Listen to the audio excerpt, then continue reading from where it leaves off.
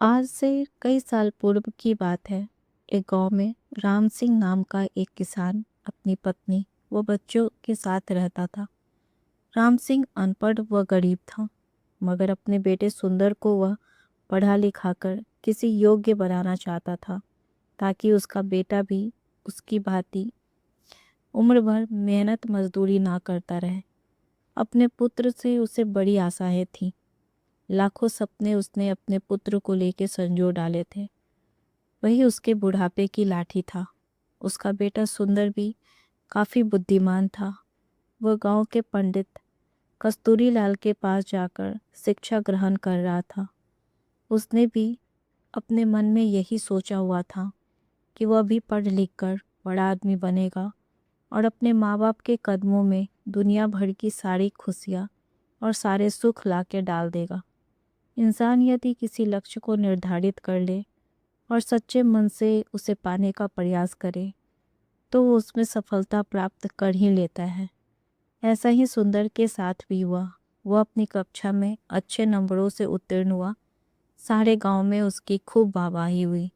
अपने बेटे की इस सफलता पर राम सिंह का मस्तक भी गर्व से ऊंचा हो उठा। एक रात राम सिंह ने अपनी पत्नी से कहा, सुंदर की माँ, मेरे मन में सुंदर को लेकर काफी दिनों से एक विचार उठ रहा है। कहो जी, राम सिंह की पत्नी ने कहा। ऐसी क्या बात है?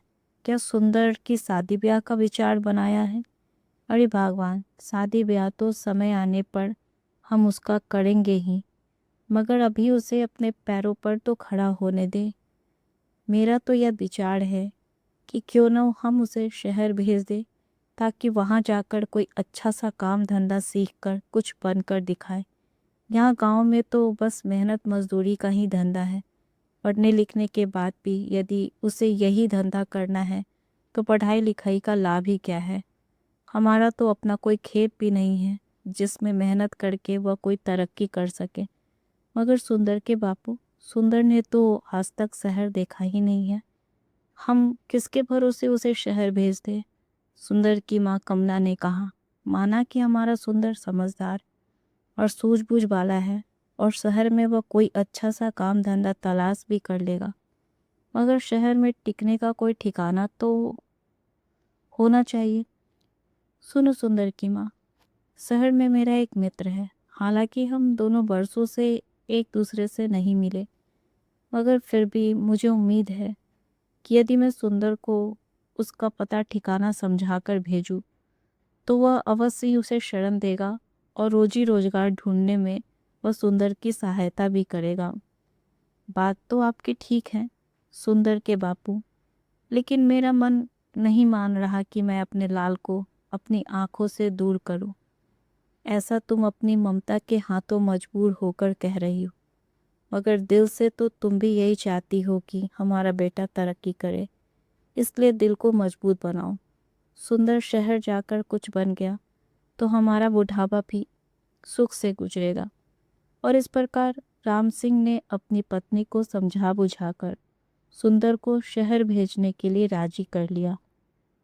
उसी शाम सुंदर जब अपने यार दोस्तों के साथ खेल कूद कर घर वापस आया, तो राम सिंह ने बड़े प्यार से अपने पास बैठाया और अपने मन की बात बता दी। सुंदर यह जानकर बहुत खुश हुआ कि उसका बापू उसे शहर भेजना चाहता है। वास्तव में सुंदर भी यही चाहता था कि वह किसी प्रकार शहर चला जाए और वहाँ कोई ऐसा काम धंधा करे जिससे उसका परिवार सदा सदा के लिए गरीबी से छुटकारा पाकर सुख भोगे। अतः पिता का प्रस्ताव पाकर वह बड़ा खुश हुआ और बोला, पिताजी, चाहता तो मैं भी यही था कि पढ़ लिख कर शहर जाऊं और अच्छी सी नौकरी करके घर की कमाई में आपका हाथ बटाऊं, मगर कहीं आप मुझे शहर भेजने से इनकार ना कर दे, यही सोचकर मैंने आपसे अपने मन की बात नहीं कही।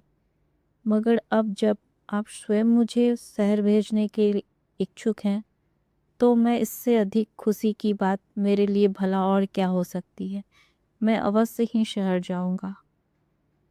और इस प्रकार दूसरे ही दिन राम सिंह ने उसे दीन दुनिया की ऊंच नीच समझाई और अपने मित्र का पता देके शहर के लिए विदा कर दिया। सुंदर काफ़ी सूझबूझ वाला समझदार युवक था।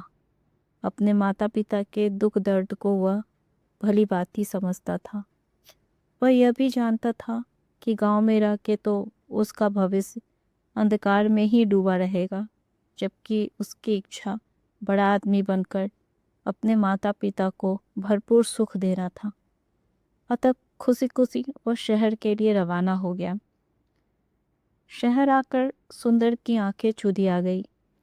खूब भीड़ भड़का, सजी सवरी दुकानें, तांगे, इक्कों का आवागमन।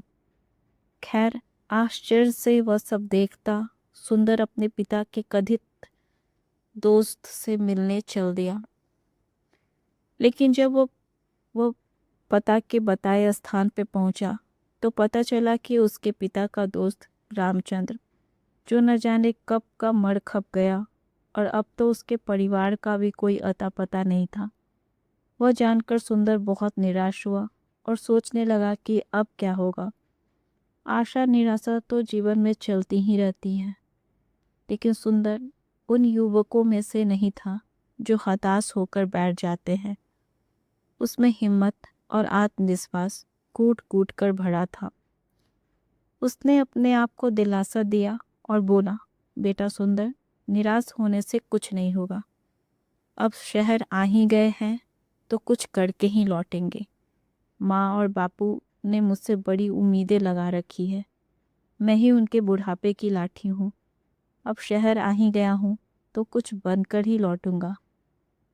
तुझे याद नहीं, गांव में मास्टर जी कहा करते थे, हिम्मते मर्दा तो मददते खुदा।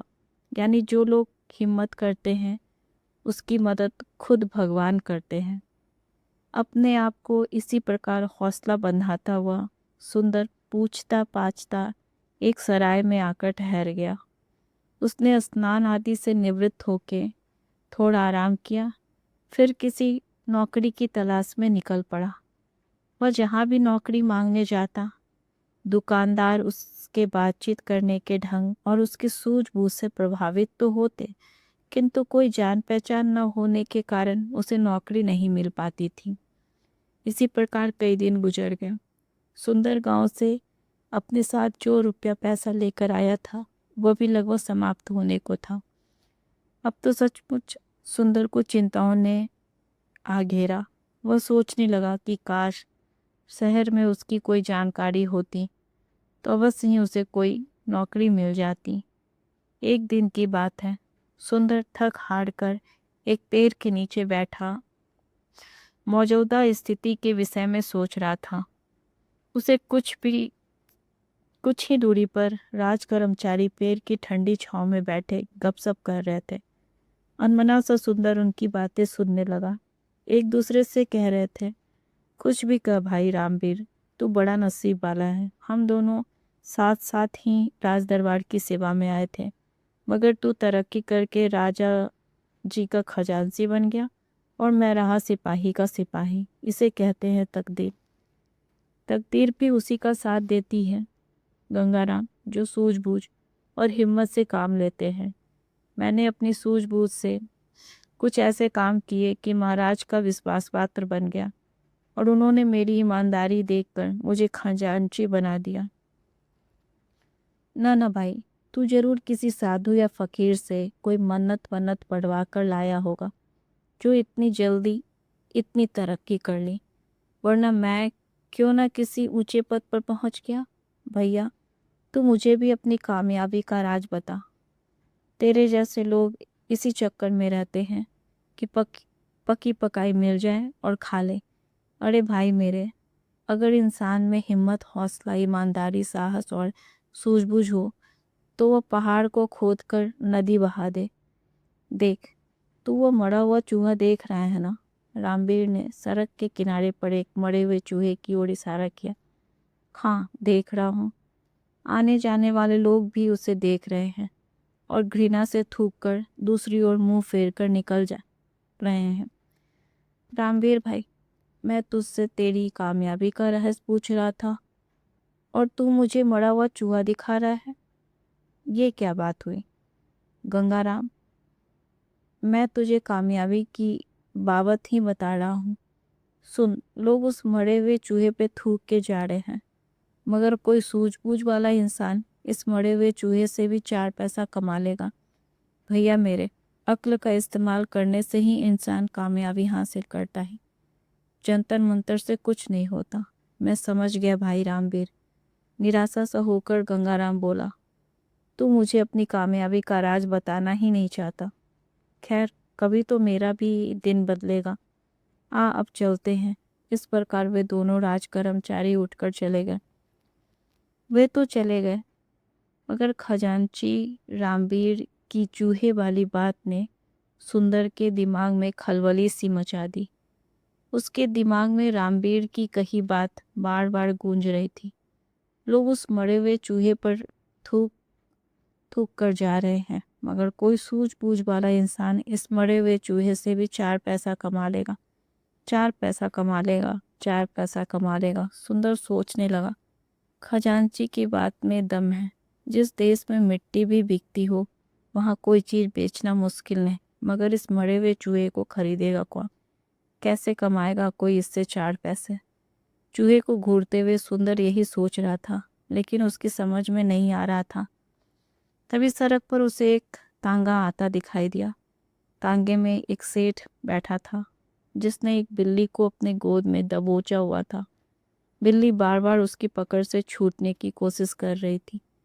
तभी घोड़ा गाड़ी सुंदर के आगे से गुजरी थी कि बिल्ली सेठ की गोद से कूदी और सड़क के किनारे की झाड़ियों में जा घुसी। अरे अरे, तांगे वाले, तांगा रोको, मेरी बिल्ली कूद गई, सेठ चिल्लाया।